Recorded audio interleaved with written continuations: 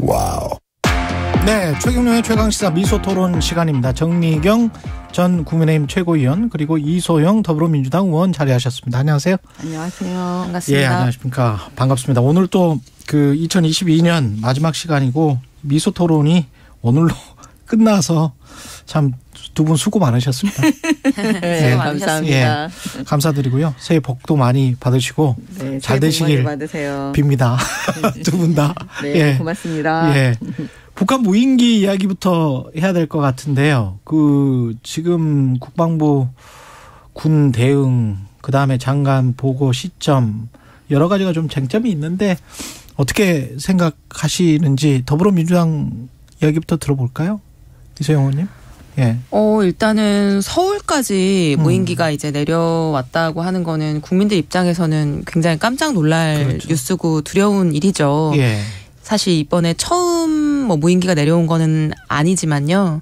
그래서 이런 부분에 대해서 앞으로 이런 부분들이 어떻게 보완될 수 있는지 정부가 좀 좋은 계획, 책임 있는 자세로 그런 설명을 좀 내놓아야 할 것 같고요. 예. 그래도 다행인 것은 2017년 이전에 이 무인기가 여러 차례 내려왔을 때는 저희가 탐지조차 하지 못해서 그게 이제 다 추락한 이후에 저희가 발견했었는데 2018년에 레이더가 도입되고 하면서 이제 이런 것들이 이번에는 탐지가 된 거잖아요. 그래서 이전에 대응 탐지조차 하지 못했던 상황보다는 다행이라고 생각하고 있습니다. 어떻게 보십니까? 예. 저는 사실 제가 국방위를 오래 했어요. 아, 그러셨구나. 예. 근데 이제 지금 핵심이 뭐냐면 이제 국민들 관점에서 보면 왜 이거 발견 못했냐잖아요. 예. 그러면은 이거예요. 9.19 문재인 정권에서 9.19 군사 합의. 전문가들이 볼 때는 9.19 군사 합의는 합의가 아니고 거의 항복 수준이다. 라고 그때 봤거든요. 왜냐하면 우리 군대만 손발을 다 꽁꽁 묶어놓는 형국으로 만들어 놓고 북한한테는 날개를 달아주는 거 아니냐. 되게 걱정들을 되게 많이 했어요. 솔직히 말씀드리면. 예. 그러면 그거에 지금 이게 산물이에요. 어떻게 보면 결과물이에요. 원인과 결과로 보자면. 왜냐하면 가장 핵심적으로 무인기가 오고 가는 거를 탐지할 수 있는 게 뭐냐면 GP예요. GP. 다 아시겠지만. GP, 군 초소? 예, 초소. 예. 감시 초소요. 예. 그 GP를 다 없애버렸어요. 11개 없애버렸거든요. 예. 거의 없앤 거죠. 예. 그다음에 AOP예요. AOP도 이제 말하자면 그런 거죠. 관측하는 거. 관측소를 말하는 거거든요. 이걸 거의 다 형해화 시켜버렸어요. AOP를. 그럼 무슨 얘기냐면 실질적으로 그 전에 북한의 무인기가 왔다 갔다 하는 거 이거를 탐지해냈던 게 뭐였냐면 GP였다니까요. 초소가 없어져서 그렇다. 그리고 그때 당시에 그때 당시에 탐지했던 무인기, 북한의 무인기를 탐지했던 그 GP도 사라졌어요. 없애버렸어요. 그게 9.19 군사 합의예요. 예. 그다음에 두 번째 측면은 뭐냐면 비행 금지 구역을 만든 거예요. 이 9.19 군사 합의로 문재인 정권에서. 예. 그게 무슨 말이냐면 공중에서 우리가 정찰하는 걸 다 못하게 해버린 거예요. 예. 예. 그러면 이게 뭐냐면 우리는 아무런 탐지 능력이 그냥 없는 상태가 된 거예요. 그들이 넘어오든지 말든지 그거 알 수가 없는 거예요, 사실은. 그래서 이 9.19 군사 합의 자체가 만들어낸 저는 이 결과물이다. 이렇게 보고요. 흥분하지 않을 수가 없는 거예요. 예. 그래서 지금이라도 어떻게 보면은 드론에 대한 거는 박근혜 정권 때 그게 있었기 때문에 그때 언론이 많이 흥분했었어요. 2014년. 국민들도 흥분했고 그때 국회에서도 마찬가지로 난리를 쳤습니다. 이거 대응해야 된다 여러 가지 얘기를. 그랬는데 2017년 그러니까 문재인 정권에서 제대로 된 훈련을 한 번도 하지 않은 거예요. 더군다나 이번에 예산에서 무인기에 대한 대응, 전략 자산에 대한 예산을 국회에서 50% 삭감해 버렸어요. 그러면 정치권, 특히 민주당은 할 말이 없는 거예요. 사실 잘못했다고 빌어야 되는데 그걸 다시 또 윤석열 정부 탓을 하고 왜 또 문재인 정권 탓을 하고 있냐 이렇게 말하고 있는 거예요. 참 대한민국의 슬픈 현실입니다. 너무 팩트가 잘못돼서 이거는 제가 바로잡지 않을 수가 없는데요. 그 정미영 최고님께서 최근 경과를 잘 모르시는 것 같아요. 그리고 어제 뭐 그런 얘기 나왔죠. 뭐 문재인 정부 때 뭐 드론 모른다고 하지 마세요. 훈련을 안 했다. 한 번도 안 했다. 뭐 드론 부대를 앞으로 창설해야 된다. 이런 얘기들 쏟아냈는데 다 사실이 아닌 걸로 어제 국방위원회 회의에서 다 드러난 거 아니에요? 예. 훈련도 있었고요. 드론 부대 벌써 2018년에 창설됐고요. 있으면 지금 뭐예요? 훈련을 안 일단 했는데. 들어보시고요. 그러니까 모른다고는 하지 마시고 얘기하세요. 네, 들어보세요. 지금 팩트의 측면하고 태도의 측면이 정부 여당이 다 잘못됐어요. 팩트는 뭐냐면요. 어제 국방위원회 회의를 그냥 보시면은 거기에서 장관도 인정하고 있기 때문에 다 아실 수 있는데 아니 GP를 없애서 드론을 탐지 못했다라고 하면 옛날에 GP 있었을 때는 드론 다 탐지했었게요. 탐지했습니다. 드론을 탐지하는 기술은 지금 국지방공 레이더라고 하는 그 레이더를 통해서 이번에도 최초 탐지가 된 겁니다. 2017년까지는 무인기가 여러 차례 내려왔는데도 우리가 추락한 이후에서야 그걸 알 수 있었는데 그게 뭐 GP가 그때 없어서 그걸 탐지 못한 게 아니고요. 예. 그 작은 드론을 발견할 수 있는 레이더가 그 당시에 없었습니다. 그래서 2018년에 그 문제의 지적으로 인해서 그 레이더가 도입이 됐고요. 이번에 실제로 그 레이더를 활용해서 탐지를 한 겁니다. 예. 그리고 그 당시에 이렇게 드론 공격, 무인기 공격이나 어떤 침투가 있을 때 대응하기 위해서 드론 부대도 창설을 했는데 훈련도 있었는데 이번에 이제 그 부대는 활용하진 않은 거예요. 거기에 대한 뭐 적정성, 뭐 적부는 변론으로 하더라도요. 예. 그리고 뭐 예산을 깎았다 이것도 이걸 뭐야. 참 어제 이런 얘기가 나왔을 때 정의당 배진교 의원이 바로 지적을 했잖아요. 그 소위 말하는 예산 삭감됐다고 지금 국민의힘에서 주장하는 사업이 2019년에 시작돼서 2023년까지 진행되는 사업인데 올해 써야 되는 돈이 국방부에서 입찰 과정에서 문제가 있어서 유보가 됐습니다. 22년에 써야 될 예산과 23년에 써야 될 예산이 있었는데 22년 예산을 못 쓰고 다음 해로 2월 시켰기 때문에 2023년 예산이 삭감이 된 거예요.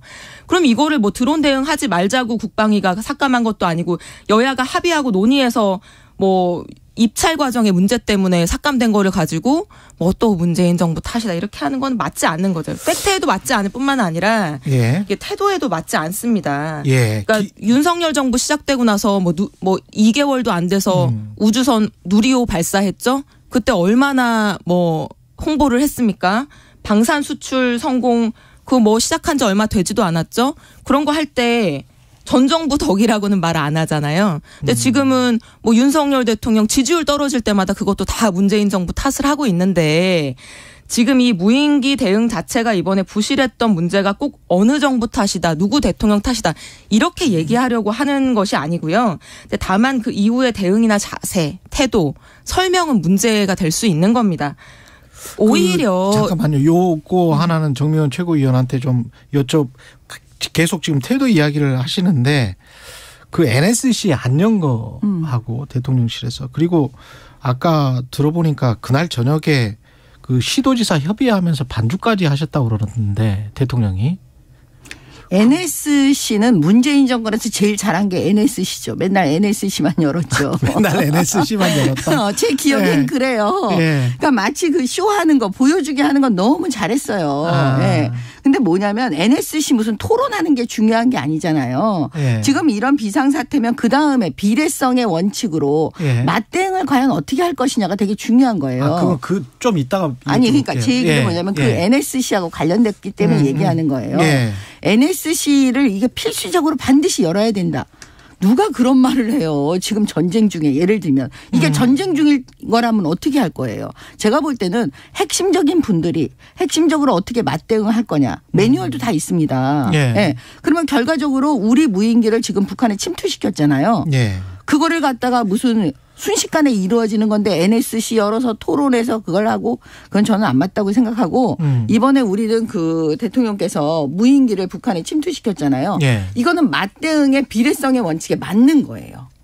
그거는 그렇게 주장을 할 수 있는데 그러면 그날 저녁에 반주까지 한 거는 좀 그렇지 않습니까? NSC를 뭐 우리가 바로 그 반주가 뭔지는 잘 모르겠는데 예를 들어서 저녁에 어떻게 보면은 그 식사하신 거잖아요. 밥 먹은 거잖아요. 저녁밥. 이제는 민주당에서 하도 안 되니까 이제 저녁밥 먹은 것까지 뭐라고 난리치는 게 아닌가 이런 느낌으로 받아들여지는 거예요. 제가 볼 때는 9.19 군사 합의의 가장 그 문제점인 것들을 다시 한번 살펴봐야 되는 거고 이 정도 되면 북한에서 저렇게까지 난리를 치면 국회에서 어제 열었잖아요. 그러면 규탄 결의대회 같은 건 한 번쯤 해줘야 되는 거지. 그것도 정치인들은 아무것도 안 해. 계속 입으로만 가지고 비난만 하고 앉아있지 뭐 하는 게 없는 거예요. 그다음에 보세요. 문재인 정권 하면 뭐가 생각이 나십니까? 한미 군사훈련, 연합훈련 못하게 했잖아요. 더 핵심적인 거는 뭐냐면 우리가 그 소규모 대대급에서 소규모 군사훈련이라도 해야 되겠다. 그렇게 하는데 북한에서 반대하니까 그것조차 못했어요. 그러니 군사훈련 안 했다. 훈련이 너무 없다. 이런 얘기 안 나오겠습니까? 저는 이런 안보의 허점이 드러난 상황에서 대통령이 이 문제를 심각하게 생각하지 않는 게 가장 큰 문제인 거죠. 그러니까 어떻게 이 상황이 만약에 심각하게 생각하지 오늘 않으면 정미경 최고님 너무 말씀을 끊으시네요. 무인기를 북한에 보내요. 그러니까 상대방 얘기를 좀 들어주시고요. 오늘 또 마지막인데 대통령이 이 상황을 심각하게 생각했다고 하면 저녁에 송년 모임하고 뭐 술 마시고 하기 어려웠겠죠. 그리고 이 무인기 내려온 탐지 사실을 엠바고 걸어놓고 반려견하고 출근했다 이런 보도자료 내고 브리핑할 수 있었겠습니까? 그러니까 이건 심각하지 않게 생각했다고 보이는 거고요. NSC 뭐 열 수도 있고 안 열 수도 있죠. 그건 판단의 문제인데 과거에 2017년에 이 무인기 내려왔었고 심지어 그때는 이제 추락하고 나서 그냥 다 상황이 종료되고 나서 발견이 됐음에도 불구하고 그 당시에 자유한국당이 NSC 열지 않았다고 난리를 쳤었거든요. 근데 이번에 사실 무인기가 막 서울까지 내려와서 우리 뭐 추락하기도 전에 막 날아다닐 때 우리가 알게 된 거잖아요. 근데 그런 상황에서 NSC는 전혀 필요가 없어요. 이렇게 얘기하는 거는 조금 이상한 거죠. 그리고 만약 NSC가 그렇게 쓰잘데기 없는 쇼에 불과하다라고 하면은 최근에 북한이 뭐 미사일 도발할 때마다 왜 NSC 매번 그렇게 열었습니까? 그 이제 논리적으로 일관성이 없는 거고요. 또 심지어는 그랬죠. 대통령실이. 그 북한의 무인기 올려보내자고 대통령이 지시했다고 하면서 확전의 각오로 임했다. 저는 그 단어를 입에 올린 것 자체도 충격적이었지만 확전의 각오로 임했다고 하면서 NSC는 필요가 없는 상황이었다고요? 맞지 않는 얘기 아닙니까? 아니 나는 진짜 웃음이 나올 수밖에 없어. 확전의 각오. 아니 그거요. 중국의 고서에도 맨날 나오는 얘기예요. 병법에 나오는 얘기예요. 죽기를 각오하고 싸우면 이긴다. 그러면 그 죽기를 각오하고 싸우면 이긴다는 말이 우리 모두 가서 죽자. 이런 말이 아니잖아요. 그런 각오를 다져서 하자는 거잖아요. 그럼 확전의 각오라는 게 확전하자는 게 아니잖아요. 그런 각오로 똑같은 얘기잖아요. 지금. 확전하자는 이야기는 아니다. 그래요. 아니 죽기를 각오하고 싸우자 할 때 우리 모두 죽자 이런 얘기 아니잖아요. 그 똑같은 얘기라니까요. 지금 이게. 그러니까 이렇게 얘기하면 이게 듣는 우리 국민들께서 아니 정치인들 수준이 이 정도밖에 안 돼? 저는 이렇게 생각할 것 같고요. 그다음에 NSC를 하지 말아라. 쉬우니까 이런 말이 아니잖아요. 필요할 때는 할 수도 있고 안 할 수도 있는 거예요. 그런데 그다음에 세 번째는 뭐냐면 지금 심각하게 대통령이 생각하지 않는다? 그런데 우리 무인기를 북한에 보냅니까? 이런 맞대응은요. 문재인 정권에서는 한 번도 있은 적이 없었어요. 그러니까 문재인 정권에서 가장 문제가 뭐냐면 북한의 맞대응에서 우리가 한 게 아무것도 없어요. 비례성의 원칙은 아예 지켜지질 않았어요. 그런데 윤석열 대통령은 최초로 제가 볼 때 이거 지키신 것 같아요. 맞대응. 근데 맞대응이나 비례성의 원칙 이것도 뭐 중요하겠습니다만 이제 국민들 입장에서는 평화를 지키는 게 가장 중요하잖아요. 네. 그 얘기 할 줄 알았어요. 저도. 지금 무슨 말이냐면 문재인 정권에서 늘 들었던 얘기가 그럼 전쟁하자는 거냐? 평화냐? 전쟁이냐? 맨날 이거 갖고 지금 국민들을 한테 선동하셨잖아요. 솔직히 말씀드리면. 그러면 지금 북한이 여태까지 핵실험했죠. 그다음에 맨날 탄도미사일 쏘고 있잖아요. 그렇죠. 그런데 요 시점에 그 허점에 제가 볼 때는 이 무인기를 딱 내려보낸 거예요. 왜 그랬을까요? 그럼 다시 이제 우리 내부가 분열되기를 원하겠죠. 예. 또 그거 나올 거예요. 민주당에서는 그러면 전쟁할 거냐? 평화를 지켜야 되는 거 아니냐 이렇게 얘기하고. 그래서 확전의 각오라는 윤석열 대통령 말에 예. 말씀에 그거를 가지고 이제 그 단어에 집착을 한 거죠. 확전하자는 거냐 이런 거 아니냐 이렇게. 근데 제가 볼 때는 민주당이 이제 집착을 하는 거다. 네, 정치적으로. 제가 볼 때는 예. 이런 걸 노린 거죠. 북한은. 북한이 노리고 있다. 네, 북한이 노리고 있죠. 우리 내부가 평화냐 전쟁이냐 이렇게 싸우는 거를. 그래서 제가 볼 때는 예. 국방위를 오래 한 저로서는 예. 이게 모두 보이는 거예요. 북한의 전략이 어떻게 되는지를. 그러면 예. 대통령께서 이번에 그 맞대응한 거 그거는 북한에도 어떤 사인을 보낸 거죠. 우리도 가만히 있지 않겠다. 당신들이 하는 것만큼 우리도 준비할 수 있고 할 수 있다라는 걸 보여줬다고 보고요. 이 무인기는 사실 2014년도 박근혜 대통령 때도 굉장히 말이 많았었어요. 그러면 정쟁이 억제가 되면 좋을 거는 같은데 그렇게 해서 전쟁이 억제가 될까요? 전쟁 억제. 예를 들어서 예. 육식동물의 전쟁, 육식동물의 싸움에 있어서도요. 그 앞에서 진짜 맹렬하게 싸울 그 태세를 갖추고 있는 그 상대방한테는요. 감히 못 덤벼요. 이 맹수들도. 뒤돌았을 때 그걸 치는 겁니다. 뒤돌았을 때 치는. 네. 그래서 확전에 가고 그다음에 사직생 이런 얘기가 나오고 있는 거예요. 예. 확전의 각오라고 했다고 해서 진짜로 확전 예정이구나 이렇게 생각하는 국민들은 없을 텐데요. 그럼에도 불구하고 우리나라 같은 분단 국가에서 확전이라는 단어 그렇게 함부로 입에 올리는 거 아닙니다. 특히 책임 있는 사람들이요. 맞대응 할 때는 해야죠. 필요할 수 있죠. 그러나 맞대응이라고 하는 것도 함부로는 하면 안 되는 거죠. 신중하고 엄중해야죠. 왜냐하면 죽을 각오로 임하는 게 사직생이다 방금 그런 말씀 하셨는데요. 전쟁 나면은 대통령이 먼저 죽습니까? 국민들이 먼저 죽습니까? 그 죽을 각오는 국민들이 해야 되는데 누가 함부로 그런 확전 죽을 각오를 입에 올립니까? 그리고 이 맞대응이라고 하는 것도 지금 맞대응이라고 하는 게 결국에는 정말로 더 심각한 어떤 긴장 상태로 갈 수 있는 단초가 될 수 있는 것인데 그러면은 그게 NSC가 됐든 아니면 그 다음날 소집했던 안보회의가 됐든 그날 당일날 모여서 그 얘기를 했어야죠. 대통령이 송년 모임 가실 게 아니라. 그래서 그런 측면에서 지적을 드리는 겁니다. 네. 그리고 네. 대통령 선거할 때 선제 타격을 하겠다 이런 강경 발언도 내놓으시고 줄곧 안보가 중요하다라고 하면서 전 정부의 안보 태세가 허술하고 정말 나약했다 이런 거를 지적하셨던 정부 대통령께서 이런 국민들이 다들 화들짝 정말 깜짝 놀라고 전쟁의 위협까지도 느끼는 이런 상황에서 이 문제를 이렇게 안일하게 바라보면서 그냥 옛날에 문재인 정부 또 탓이다 이렇게 가는 것은 믿음직스럽지 않지 않겠습니까? 예. 노웅래 의원 관련해서 이제 체포동의안이 부결이 됐는데 이게 국민들이 어떻게 생각할지 모르겠습니다. 정미경 최고위원은 어떻게 국민들은 생각하세요? 다 똑같이 생각하세요. 예. 상식에 맞지 않고. 상식에 맞지 않는다. 그다음에 민주당이 또 방탄하고 있구나.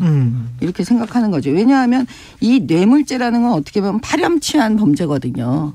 그러니까 국회의원이 아닌 다른 일반 공무원이면 100% 구속되는 사건들이거든요. 예. 더군다나 그 한동훈 장관이 그 이제 국회에서 발언한 여러 가지 내용을 보면 아주 구체적으로 나와 있잖아요. 예, 그 뇌물 받는 그런 정황들이 다 녹음되어 예. 있는 거. 이 정도 되면 구속 안 되는 공직자 있습니까? 그런데 국회의원은 엄청난 특권을 갖고 있는 거죠. 불체포 특권. 네, 예. 그 특권을 사용하고 무슨 특혜를 가지고 지금 이런 일을 벌이고 있는데 국민들이 이걸 좋게 납득할 수는 보시겠어요? 없다. 저는 예. 그 상식적인 국민들은 말씀은 안 하시지만 이건 아니다. 예. 예, 이렇게 생각하시겠죠. 어떻게 보세요? 예. 어제 이제 표결이 있었고 노웅래 의원 체포동의안에 대해서 이수영 의원님도 표결하셨을 표결했죠. 하셨겠네요. 네. 예. 네, 비공개 투표니까 예. 어디에 표결했는지는 밝히지 않겠습니다. 근데 예. 그 부결이 보니까 161표가 나왔더라고요. 그랬습니다. 근데 사실 이제 제가 그 이전에 바로 직전까지 당내 분위기를 느낄 때는 사실 한 6대4 정도의 느낌이 있었던 것 같아요. 정확하게 확인할 수는 없지만 6이 뭡니까? 6이 부결 쪽의 분위기가 조금 가 있었다라고 이제 저도 느꼈는데요. 대신에 한 40% 정도는 이거는 가결해야 된다. 이거는 뭐 오히려 그러면 국민들이 국민의힘 의원들이랑 합하면은 가결이 됐을 수도 있겠네요. 그래서 사실은 이제 출입 기자분들 얘기를 듣기로도 기사도 좀 나온 것 같은데 이게 노웅래 의원이 국민의힘 의원들도 사실 다 일일이 찾아다닌 걸로 제가 들었어요. 뭐 원내대표 찾아가고 이렇게 하면서. 그래서 국민의힘에서도 아마 이제 부결표가 조금 나왔다라고 보도가 되더라고요. 그리고 사실은 그 법무부 장관이 제안 설명을 하는 과정에서 굉장히 그 부결을 시켜야 되나라고 아리까리 생각하던 사람들에게 굉장히 큰 확신을 준 측면도 있는 것 같아요. 그래서 사실은 어떤 측면이요? 끝나고 나오면서 의원들이 이제 본회의장에 나가지 않습니까? 그래서 오늘 이 표결 결과는 한동훈 장관 작품이네 뭐 이렇게 얘기하시는 분도 있는 걸 들었는데요. 오히려 의원들을 자극했다? 그러니까 사실은 법무부 장관이 수사검사가 아니지 않습니까? 수사팀장도 아니고 그냥 이제 정부의 대리인으로서 그 법원에서 국회에 회부한 체포동의안의 내용 의안을 제안 설명하는 거거든요. 그래서 보통 굉장히 드라이하게 짧게 하죠. 그 뭐 청구 사실이 어떤 내용이고 잘 검토해 주시기 바랍니다. 이렇게 공정하게 하고 처리해 주십시오. 뭐 내려가는데 어제 굉장히 길게 하면서 주간까지 섞어서 뭐 반드시 구금돼야 된다라는 취지의 설명을 했죠. 그래서 뭐 본인이 한 번도 이 정도의 뭐 확실한 사건을 본 적이 없습니다. 이제 이런 개인의 경험까지 얘기하면서 그래서 그런 것들을 보면서 이게 굉장히 당사자 입장에서는 전혀 조사할 때도 듣지 못했던 녹취록 내용까지 장관이 구구절절 그 본회의장에서 뭐 거의 10분 가까이 됐을까요? 그런 얘기까지 구구절절 하는 걸 보면서 이게 이 사람을 그냥 구속되게끔 구금되게끔 놔두면은 저런 온 정부가 똘똘 뭉쳐서 이제 한 사람을 두고 그런 피의 사실 공표까지 막 과감하게 하는 이제 그런 상황에서 어떻게 보면 억울한 일이 생길 수도 있겠다라고 하는 것이 민주당 의원들도 뭐 상당히 그런 분들이 그런 생각이 있었던 것 같은데 국민의힘에서도 그런 의견들이 있었던 것 같습니다. 피의사실 공표 논란에 관해서는 어떻게 보십니까? 아니 무슨 피의사실 공표예요. 그거는 국회에서 절차에 그냥 들어가 있는 건데. 그렇습니다. 그 범죄 사실을 얘기를 안 해주면 국회의원들이 어떻게 알고 투표를 해요. 근데 그렇게 구체적으로 하는 경우가 있습니까? 그럼요. 그렇습니까? 그 범죄 사실 그러니까 청구 내용만 설명을 했으면 사실 뭐 별로 이견 뭐 이렇게 토론할 부분이 없었을 것 같아요.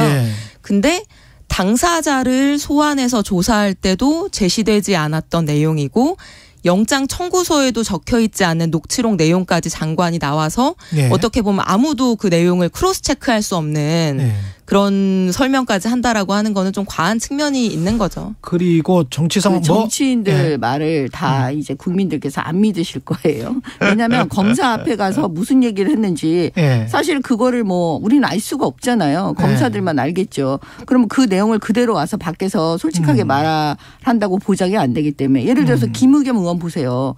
청담동 술자리 계속 우기고 있잖아요. 지금도 똑같은 거죠. 뭐 노웅래 의원이 그 국회에서 한 발언이 검사가로부터 질문받지 않은 내용이 여기 다 있다? 그거는 뭐 다 믿을 수는 없습니다. 3분, 4분 정도밖에 안 남았는데요. 그 이재명 당대표가 새해 초에 문재인 전 대통령과 만난다. 이게 의미하는 게 뭐고 새해에는 어떤 식으로 그러면은 민주당을 비롯해서 국민의힘도 그렇고 정치가 이게 뭘 의미하는 걸까요? 도와달라? 이재명 민주당 대표 입장에서는 지금 어차피 지금 검찰 소환 그 조사가 지금 이거 한 번에 끝날 것 같지가 않아요. 왜냐하면 그렇겠죠. 성남 FC 사건이니까 앞으로 줄줄이잖아요. 지금 범죄 사실이. 그러니까요. 그러니까 이재명 대표 입장에서 문재인 대통령한테 가서 좀 기대고 싶은 마음이 있지 않을까요? 그래서 예를 들면 지금 민주당 국회의원 전체가 똘똘 뭉쳐서 이재명 방탄을 할 것이냐. 앞으로 계속 그렇게 할 것이냐. 이걸 내부에서도 여러 가지 말들이 있을 수 있잖아요. 차라리 아니 제가 이제 방송을 하다 보면 민주당 여러 의원님들 전직 의원님들 포함해서 만나는데요. 예. 아니 왜 빨리 검찰에서 정리 안 해주냐. 이재명 대표. 괴롭다? 괴롭다. 빨리 구속시켜라. 그냥 검찰이 왜 이러냐. 이런 식의 발언들을 하세요. 사실은. 예. 네. 예. 그런 얘기들을 제가 듣고 있는데 그러니까 얼마나 괴로우면 그런 말씀을 하시겠어요. 사실은. 예. 그래서 그 이재명 대표 입장에서 그런 분위기를 완전히 모를 수는 없을 것 같아요. 그러니까 그 문재인 대통령한테 길에서 좀 도움을 청하지 않을까. 그러면 친문 성향을 갖고 있는 분들이 좀 분들이 크게 돌아선다. 예, 그래서 그 이재명 대표 쪽에 이렇게 말을 심하게 하지 못하도록 그렇게 하려고 한 것이 아닌지 그냥 제가 잠시 추측해봤습니다. 이소영 의원님은 어떻게 보십니까? 같은 당 입장에서. 지금 사실 문재인 정부 때의 인사들 청와대 직원들이 뭐 3명 중에 1명꼴로 다 소환 조사 받고 있잖아요. 예. 여러 가지 뭐 혐의, 정책 결정에 대한 문제 제기까지 하면서 그래서 지금 문재인 대통령한테 기대서 뭐 무슨 도움을 대단히 받을 수 있겠습니까? 그렇게 확대 해석할 필요는 없는 것 같고요. 사실 전직 대통령, 생존에 계신 전직 대통령이기 때문에 많은 사람들이 새해 인사를 갑니다. 예. 네, 그 정도 차원. 그 같은 당 소속인 당대표가 새해 인사 가는 거는 너무 자연스러운 일이고요. 그렇게 봐주시면 될 것 같습니다. 앞으로 정치 일정 그리고 뭐 어떻게 될지 모르겠습니다. 검찰 수사 또 김건희 여사도 또 관련이 돼 있기 때문에 뭐 윤석열 대통령, 문재인 전 대통령, 이재명 당대표, 국민의힘, 민주당 뭐 앞으로 내년에 아주 기대가 되네요. 국민의힘 전당대회도 어느 분이 또 당대표가 되실지도 모르겠고 참 정치가 잘 합의돼서 뭐 국정조사도 다 이루어지고 그랬으면 좋겠는데 그런 것들이 내년에는 좀 많이 좀 합의가 되고 좀 원성이 안 높아지는 그런 정치권이 됐으면 좋겠습니다. 오늘 아쉽게 미소토론 마지막 시간이었고요. 지금까지 함께해 주신 정미경 국민의힘 전 최고위원, 이소영 민주당 의원 수고 많으셨고 감사했습니다. 고맙습니다. 네, 마지막에는 미소로. 추운 겨울 따뜻하게 보내세요. 좀 다 새해 복 많이 받으십시오. 12월 29일 수요일, 목요일이죠. KBS 1라디오 최경영의 최강시사였습니다. 내일 아침 7시 20분에 다시 돌아오겠습니다. 고맙습니다.